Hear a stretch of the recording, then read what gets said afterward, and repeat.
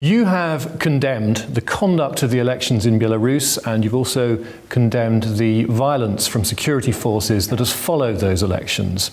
But what does this mean for the future of US-Belarus relations, in particular relating to two things: deliveries of US oil to Belarus and the dispatching of the US ambassador to Minsk? Well, we're going to have to work through that. As you said, we were incredibly troubled by the election and deeply disappointed that it wasn't more free and more fair. We've seen this behavior before, and we regret that this is how it's transpired. Then we've watched the violence in the aftermath, peaceful protesters being treated in ways that are inconsistent with how they should be treated. We haven't settled out what the appropriate response is, but I can tell you this: we'll work with our European friends, our freedom-loving friends here, who are equally concerned about what took place. We want good outcomes for the Belarusian people, and we'll take actions consistent with that. There is talk of sanctions within the European Union. When you come to sit and think about the measures, will you also consider sanctions? Will you consider stopping the oil shipments? Well, I'm sure we'll look at each of these things, and the important thing to note is the criteria. What is it that we believe that we can do, not just the United States unilaterally, but in a multilateral way, to deliver good outcomes for the Belarusian people, whether that turns out to be sanctions or turns out to be making decisions about product deliveries? Those are all things that are yet to be determined. We're still pretty fresh off this election, and we need to see how things settle out here in the near future. Okay, let's turn to Iran. The United States is going to be bringing a motion in the UN Security Council this week to extend the arms embargo. It's widely expected that Russia and China will veto that motion. And then the talk is that you're looking at triggering the snapback mechanism in the Iran nuclear deal to reimpose UN sanctions on Iran, which have been lifted as part of the deal. But it does seem that you're going to encounter some resistance towards doing that, doesn't it? Well, here's what's important. I'm here in the Czech Republic today. Iran poses a real threat to Europe. We've seen the kind of campaigns they've conducted here. We've seen the risk of assassination plots. We've seen prosecutions for that throughout Europe. It makes no sense for any European country to support the Iranians being able to have arms. That doesn't make any sense. So we have this expiration. It's on October 18th. Our previous administration, America, signed off on that. We regret that. But the world now needs to unite. But it's not uniting, is it? Iran is the world's largest state sponsor of terror. Sure, but your European allies see it differently, don't they? No, I don't think they do. I think they recognize it for exactly what it is. Well, and I hope that they will vote that way at the United Nations. I hope they will see. You don't think you're heading for a big clash? The resolution that we're going to present is simply asking for a rollover of the extension of the arms embargo. It's that straightforward. Sure, but we're determined to make sure that happens. And you're not expecting a clash with your European partners on this? We know they too share our concerns about Iran having weapons. They have an easy way to make sure that Iran cannot buy and sell weapons. Vote yes at the UN Security Council, and Iran will continue to be prohibited from having those weapons. It's that straightforward. Well, not if the Russians and Chinese veto the motion. We can all go to the Security Council under 2231. The United States, the Brits, the French can all do that and make sure this doesn't happen. There's a provision in 2231 that permits it.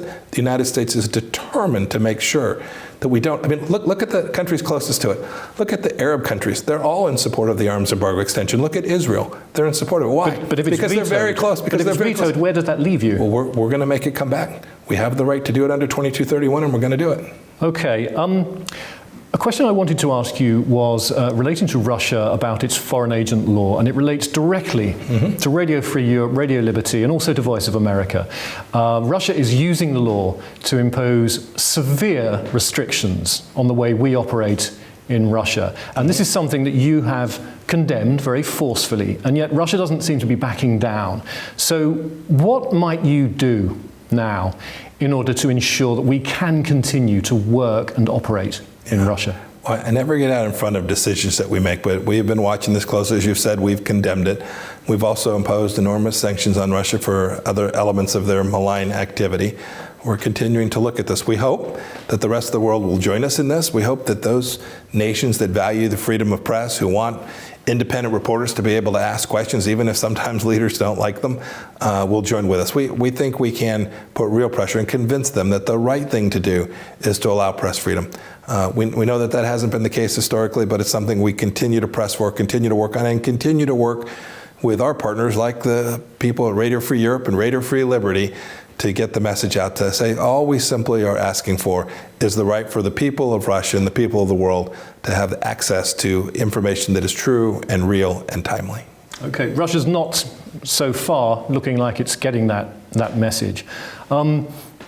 Russia has also reportedly, according to US intelligence reports, been offering bounties to the Taliban and their proxies in Afghanistan to kill American soldiers. You are reported to have discussed this with your Russian counterpart, Sergei Lavrov. I wonder, do you believe those reports, first of all? I never comment on U.S. intelligence matters, even if some reporter has decided that they think they know what's really going on. What we've said is this: if the Russians are offering money to kill Americans, or for that matter, other Westerners as well, there will be an enormous price to pay. That's what I shared with Foreign Minister Lavrov. I know our military has talked to their senior leaders as well. We won't brook that. We won't tolerate that. So you said that to Sergei Lavrov. So you think this is at least credible, this information? We've made clear. We know the history. We know that the Russians have armed the Taliban in the past, right? We know that the Iranians continue to arm them today. So we know these facts. We've made clear to each of them our expectations, and we will do everything we need to do to protect and defend every American soldier, and for that matter, every soldier from the Czech Republic or any other country that's part of the Resolute Support Mission, to make sure that they're safe. We have done that. We did it last year. We'll do it again this year, and we'll do it so long as we have soldiers in Afghanistan. President Trump, in a recent interview, said that prior to telephone conversations he had with Vladimir Putin, that he was not briefed on this. Should he not have been? I'll leave to the White House our discussions about the things the president was briefed on and not. I can assure you of this much I've seen. President Trump has, in every case that any one of his national security team has come to him to say, sir, we've got a concern, we're not doing enough here, we can do more here, here's another risk. The president's taken that on board seriously, and we have responded in a way that is not only completely appropriate, but it's kept our people safe. In some of the countries we broadcast to, they're pretty authoritarian countries, and America's criticism of what's going on there is taken seriously.